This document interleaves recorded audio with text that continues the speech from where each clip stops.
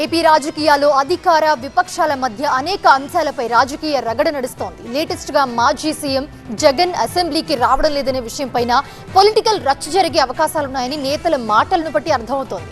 చట్టసభల్లోనూ no work no pay విధానం అమలు చేయాలని స్పీకర్ అంటుంటే సభకు రాని వారిని రీకాల్ చేయాలని అంటుంది టీడీపీ. ఆల్ ఇండియా స్పీకర్ల సదస్సులో స్పీకర్ అయ్యన్న పాత్రుడు చేసిన కామెంట్స్ ఏపీ రాజకీయాల్లో హాట్ టాపిక్ గా మారాయి. కొందరు సభకు హాజరు కాకుండా వేతనాలు తీసుకుంటున్నారని, ఉద్యోగులు విధులకు రాకపోతే జీతం ఆపుతున్నట్లే ఎమ్మెల్యేల విషయంలో ఎందుకు లేదని ప్రజలు అడుగుతున్నారని అయ్యన్న కామెంట్ చేశారు. నో వర్క్ నో పే విధానం చట్టసభల్లోనూ అమలు చేయాలని స్పీకర్ అయ్యన్న పాత్రుడు సూచించారు. సభకు హాజరు కానిటువంటి వారిని నో వర్క్ నో పే, అసెంబ్లీకి రాని వారికి, నో వర్క్ చేయని వారికి పేమెంట్ ఎందుకు ఇవ్వాలి, వై మస్ట్ బి పేమెంట్ అని చెప్పి, శాలరీస్ అని చెప్పి నా సూచన సార్.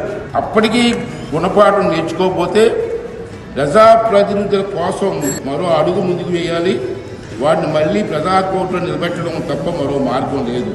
అయితే స్పీకర్ వ్యాఖ్యలపై మాజీ సీఎం జగన్ స్పందించారు. అసెంబ్లీలో ప్రతిపక్ష పార్టీ తమదే అని, తమకు ప్రతిపక్ష హోదా ఇవ్వకపోతే ఎలా అన్నారు. అసెంబ్లీలో సరైన సమయం ఇవ్వకపోతే ప్రజా సమస్యలపై ఎలా మాట్లాడగలమన్నారు. If you were to say that I will give you only 5 minutes time, as part of 175 member collegium that you have, that your time is apportioned only to that level, then what is the point in you going and wanting to spend time in the assembly? Doesn't yield the results. Nobody is that poor to literally be wanting to pray on that. Don't worry about that. It's up to them.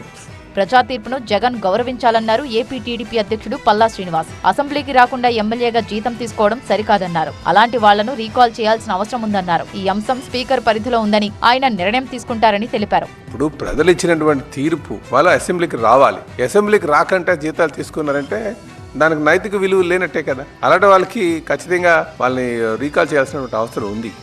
Speaker పరిధిలో ఉంది, వారు ఖచ్చితంగా నిర్ణయం తీసుకుంటారు. వైసీపీని రాజకీయంగా ఇరుకుని పెట్టేందుకు అనేక ప్రయత్నాలు చేస్తున్న అధికార కూటమి జగన్ అసెంబ్లీకి హాజరు కావడం లేదనే అంశంపై విపక్షాన్ని టార్గెట్ చేసే అవకాశాలు ఎక్కువగా కనిపిస్తున్నాయి.